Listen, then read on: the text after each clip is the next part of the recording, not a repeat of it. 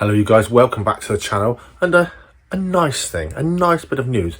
If you watch the news, which I really don't because there's nothing I can do about it and it's all miserable, you will find it very depressing. So they never put anything nice on, do they? So here we are, some nice news amongst you invert lovers. I always give away surplus inverts and sometimes snakes as well to certainly well-meaning children that are really passionate, but invertebrates, I give them away. I don't charge postage when I've got them, whether it's purple jewel beetles, hissing cockroaches, budwing stick insects. I always get African snails, stuff I use for schools if it helps kindle a child's interest especially, but also to other grown-up children like me. I can honestly say that when I do give them away, I post them out for free. I never charge a penny for them. And I can honestly say 8 out of 10 of those people don't offer to pay postage, don't even say they've arrived, thank you very much. That's the world we live in. But it's always nice with the people that do say, oh Dave, how much? Oh, let me pay you for it. And I'll say, no, just nice I offered. That's not what it's about. But today, how lovely that what goes around has come around. Raymond Robinson, he contacted me on Facebook Messenger just to say, I love your YouTube channel, believe it or not.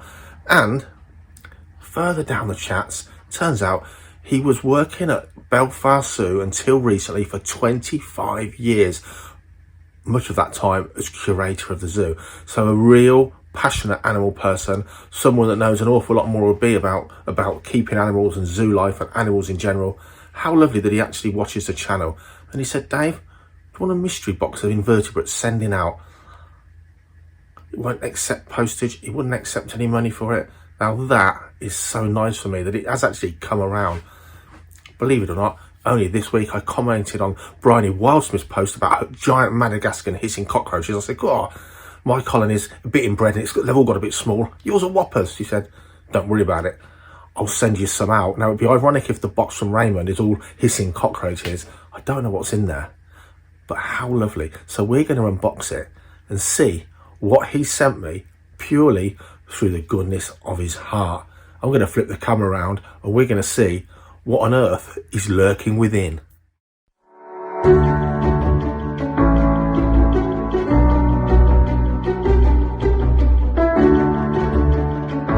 Okay, what's in the box? I have no idea. Come and have a look.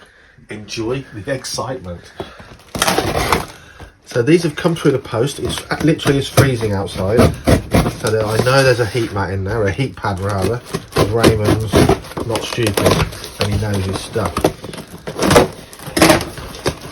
I have no idea. Look at that. I'm going to read that in a second. Might be personal. Not for your eyes. You don't know what me and Raymond have got going on. So here we have heat pad. A little bit of warmth in that. They've been sent overnight. By the way, kids, they don't melt in your mouth. Can you read that? Oh, what we commonly call wood lice. Look at those. Look at those. So highly collectible. Loads of people collect those mini invertebrates. And they come in literally hundreds of different species and different colour morphs. Oh, I don't know what I need my glasses on. What have you got there? Look at those ones, another species, loads of them. And these are great because these are great for bioactive enclosures. They're great to be kept on their own. And they're great for my mini beast talks at schools.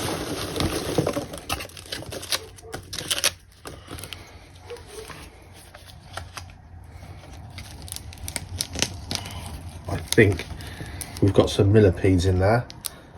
We'll have a look. It's no good me pretending I can read what's on there because I literally haven't got my glasses on. But don't worry, we're going to unbox the boxes as well. Oh my goodness me, there's more. You can probably read that more than I can. Can you read it, Jackie? Not really, not with the light shining on it. We're rubbish, aren't we? I think it might say millipedes. Yeah, look. So again, we'll unbox the boxes. It's like Russian dolls.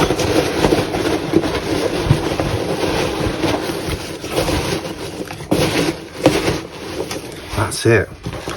Okay. Oh, oh my gosh, Raven also, sorry. Some more wood lice. We'll have a look at these little beauties when they come out. Look at the packaging, well packed, loads of substrate and food in there for them. Let's just double check.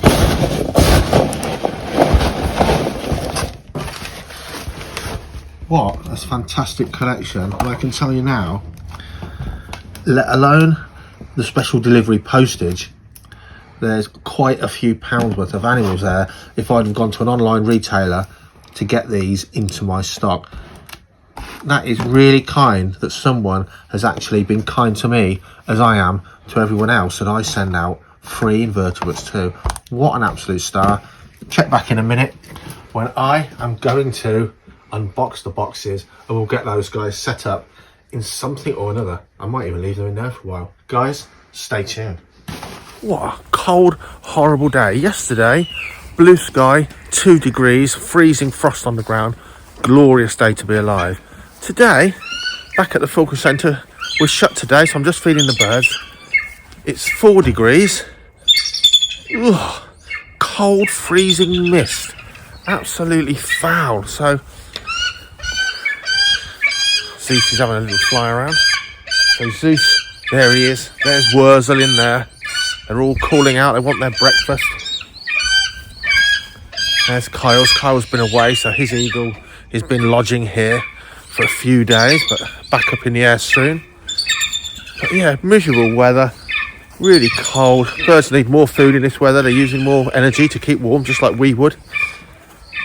And a lot of them now have these solid covered roofs, which really, when you've got birds from South America, like that yellow-headed vulture, or the milky eagle owl, like this lovely guy, I can't hear, he's too cold, that lovely guy there from Africa, the covered aviaries mean the cold is quite insignificant. In our country, it's not the cold that's harmful for these tropical birds or the small birds, it's actually the damp cold. Getting wet legs, wet feathers, gives them a chill. It can even give them frostbitten toes on some of the vultures. It's not the cold, it's being wet and cold. That's the big difference in the UK. So little Pedro there, Central North American species, he can take the cold, but his roof is open, so he gets his own heat lamp where he can sit all night long. Being a tiny body mass, just a tiny little bird, that really helps him out. And he's nearly 11 years old, so fair enough. Bit different if you're a British bird, a barn owl. You've got a bit of sheltered cover and a bit open cover, but you've still got a dry nest box, and you've got probably the sense and the physical ability to withstand and work perfectly well in our weather. That's where it's from. So yeah, it's all horses for courses, but I look around when it's like this, still, damp, cold, makes me feel a bit miserable, and the birds just tend to sit around, and they certainly don't particularly want to go flying. There are no birds in the air anywhere, no kites, no buzzards. Everything in the wild, I can tell you now, is sitting there 1 foot up to keep warm, damp, cold. The birds of prey like the buzzards will just be longingly staring into the grass below the hedgerows and the trees, hoping to see a shrew or a vole come up along the grass so they can just drop on it and get a free meal. But they certainly don't want to be wasting energy flying around in this thick damp air for sure. So a bit yucky. I'll show you a bit more about the Falconry Centre later in the video, as well as to keep you updated with a Raptor exotic side, the creepy crawlers and the reptiles and much more. Stick around. So this is the crazy times in the UK since I was a kid. There's a painted lady butterfly. It's just about the beginning of December. And there's a painted lady, oh no it's not, I do apologise. It's a very tatty red admiral that's been brought out of hibernation by the sunshine. Frost on the ground below me, -2 overnight, a couple of degrees today, but the warmth of the sunshine, it was probably hibernating in one of the cracks in the wall. It's brought it out. I honestly don't think I saw butterflies in December as a kid. How strange. This year was probably one of the most bumper years for red admirals to come to us from the continent. And that guy, oh, he's wasting energy. There's not a lot of flowers. He's got to get somewhere cold if he's going to still be here in the spring. He'll be very lucky indeed. A butterfly in the winter, but a beautiful day it is. Lots of flies out on the wall as well. Beautiful.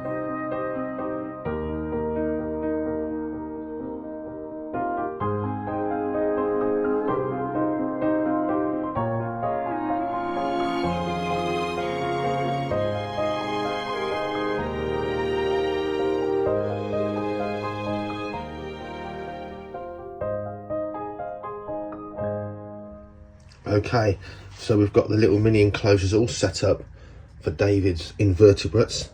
We're going to put the isopods, woodlice, in their own species-specific habitats. The chocolate and bumblebee millipedes, excuse the mess, the chocolate and bumblebee millipedes are going to go in together. The purists are going to hate me for that. The reason I'm actually going into these plastic containers is I can stack them up on my vivs high up, where they'll be around 25 degrees C, down to about 21 C.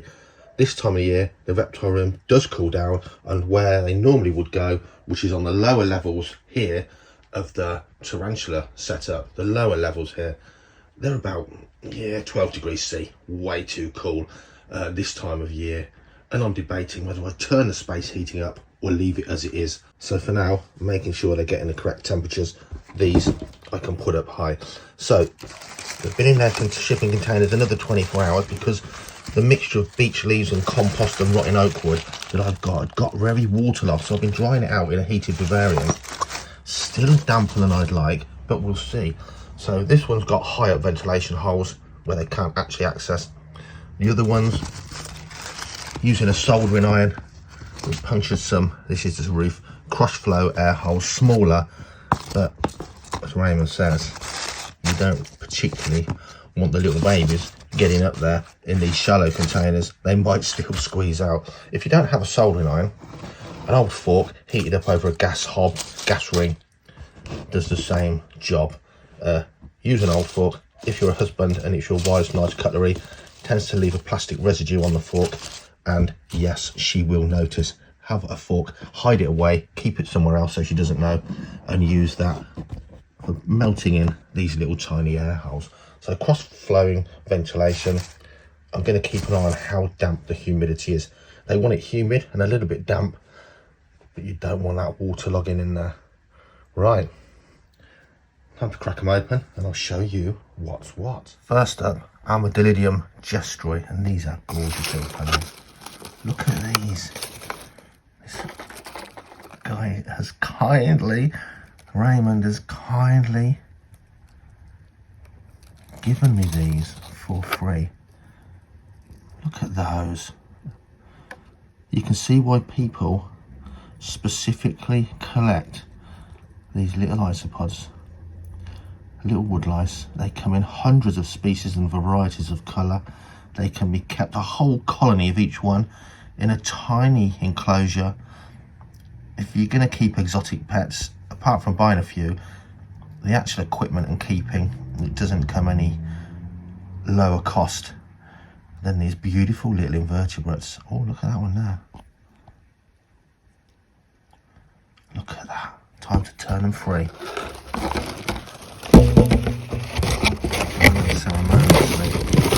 Find my phone.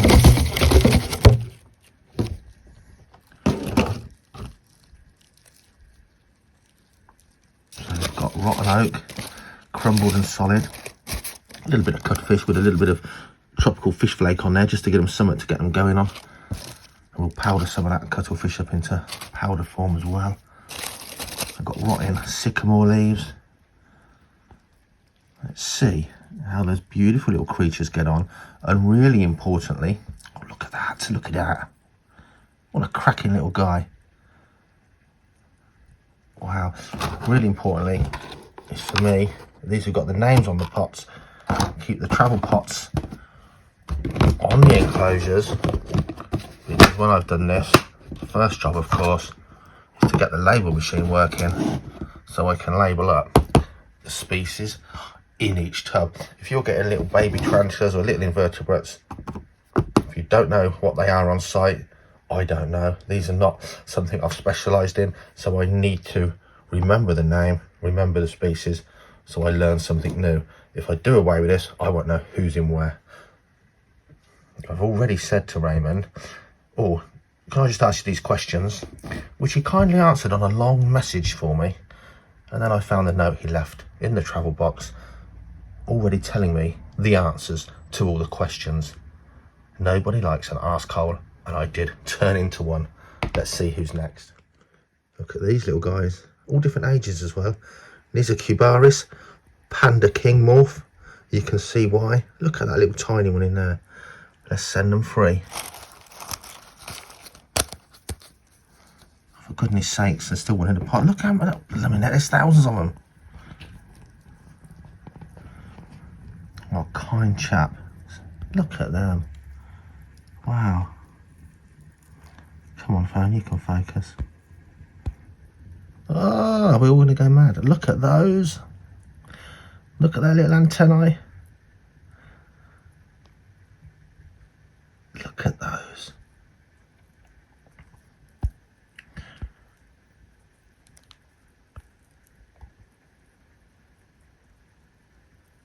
They can't keep still.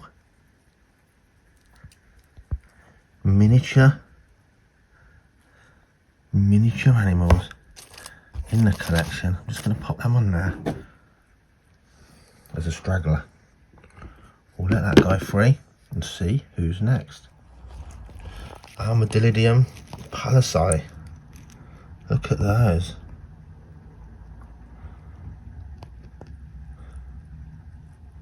Look at those. Not as striking as the pandas for sure. Hold on, in they go. Oh, big though, look at that. So what I'm going to do with these guys, oh, there's a really small one there. Let them settle in, keep them in these specific enclosures, and if they thrive, as I'm sure they will, certainly come from a damn good source. Oh, hello, and goodbye. I'll add a few of each, or a couple of each maybe, just a few, into the dart frog enclosure, which still doesn't have dart frogs in it yet, and some of the millipedes, and see if they'll thrive in there as well, or who does, which ones suit that environment. Look at that, fantastic. Look at the little antennae under there. Next ones, whoa. Okay, we've got some young bumblebee millipedes here. Let's tip one there.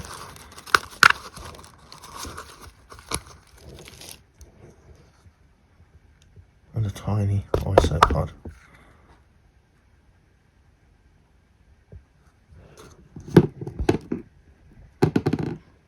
Look at those.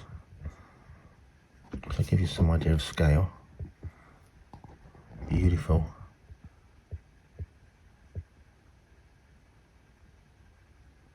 Not as lively as those isopods.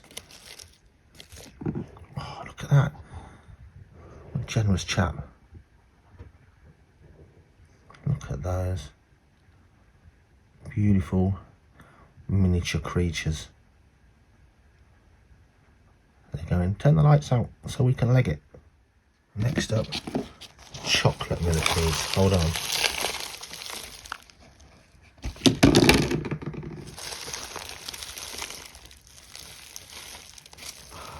There's one.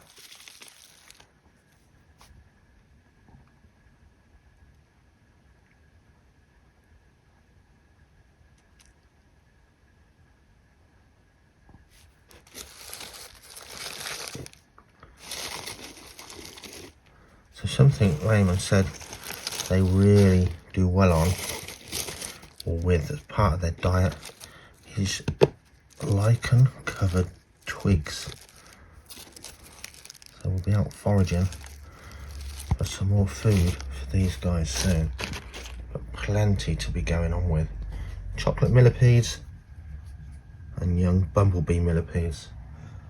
Time to sort some labels. There they are, all labelled up, ready to go. Really important, guys, if you've got a variety of invertebrates especially, label them up as soon as you get them. Even if you just use a marker pen, you will forget what's what. Certainly say things like spiderlings, if you get a package of different ones, label them up and you know what's there. Brilliant. What a great guy for gifting me such a wonderful collection of mini beasts. There's 2 more in here.